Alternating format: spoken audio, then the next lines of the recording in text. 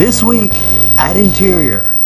In Atlanta, Georgia this week, President Trump announced that his administration is reclaiming America's legacy as a nation of builders with a complete overhaul of the approval process for new infrastructure projects.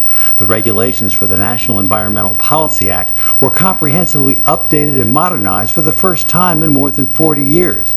Reviews were taking the government on average 4.5 years to complete and were hundreds to thousands of pages in length. Secretary Bernhardt says this may be the most consequential change in administrative environmental practice in 50 years and will be a massive boon for the American people.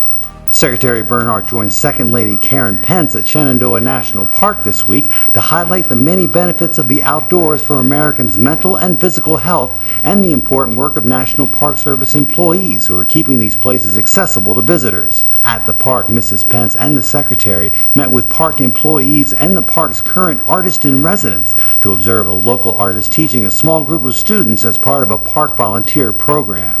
Assistant Secretary for Water and Science Dr. Timothy Petty was in Montana this week to tour Reclamation and USGS sites.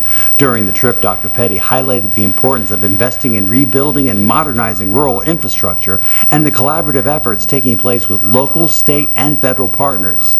Fish and Wildlife Director Aurelia Skipwith visited the Great Dismal Swamp National Wildlife Refuge as more of the nation's public lands continue to reopen. The refuge is located in Interior's northern Appalachian region and is part of the Underground Railroad to Freedom, once provided refuge to thousands of people fleeing north to escape slavery.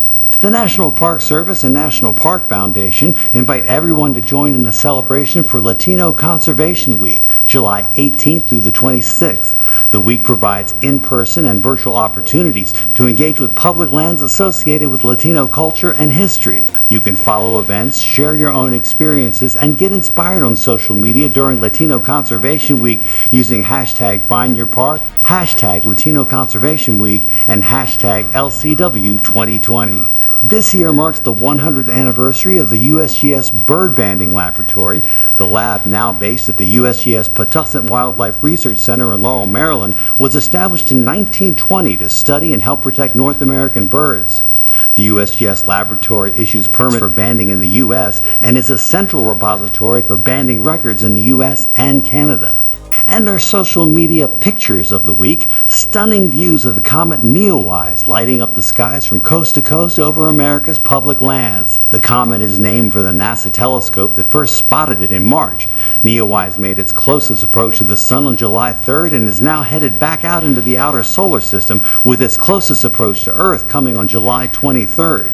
If you haven't caught a glimpse of NEOWISE yet, here's good news.